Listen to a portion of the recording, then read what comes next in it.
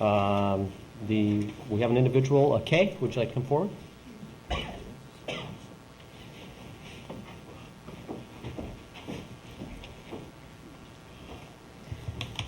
Well, the last meeting was quite entertaining. I thought I was watching something out of Chef Ramsay's Kitchen Nightmares with the Boy Scouts here and fewer money items on the agenda. Maybe there won't be quite so much yelling. I do want to remind council members, if they didn't already know, that a lot of times the microphone will pick up noise that they may not be aware of, such as complaining and groaning even before a citizen has a chance to say something. Microphone did pick that up 2 weeks ago. I would also be interested in knowing why one council member voted no for a closed session. Microphone did pick that up too. At the last meeting, there was a big discussion about lighted trees. Although it's too late to stop the spending on that, I hope folks will really think about the color choice a little bit better than what's in the new parking lot.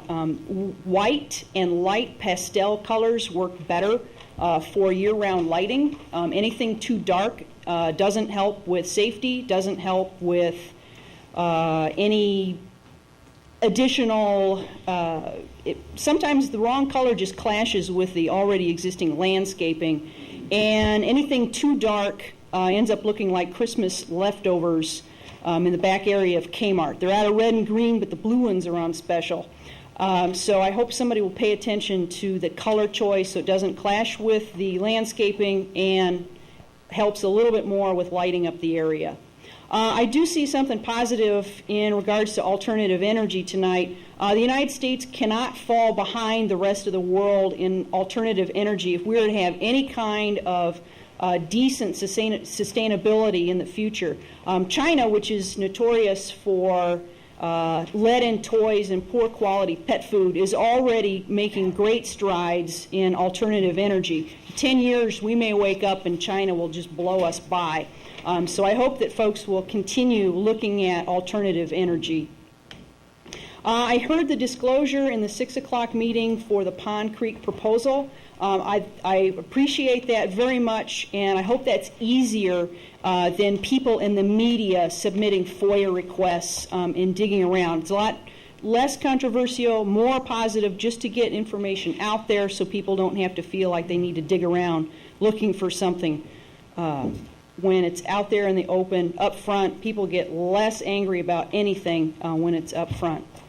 And one other thing, I don't think it's unreasonable for citizens to expect that those in charge of spending their tax dollars do so with the same care that people in the community spend their household budgets.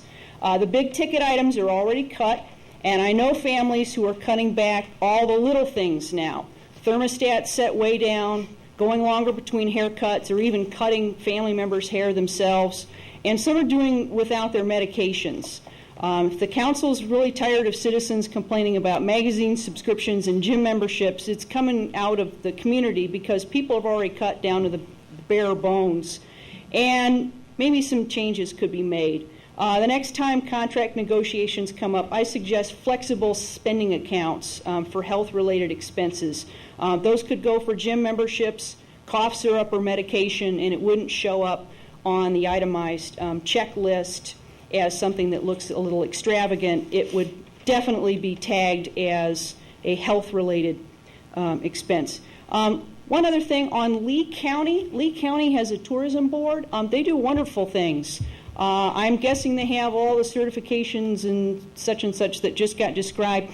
Lee County Tourism has a nice year-long calendar of events. You know what's going on, when it's going on, where it's going on, way in advance. It's really nice. So I'm surprised Lee County has something DeKalb County doesn't, but maybe we can get that changed. Thanks.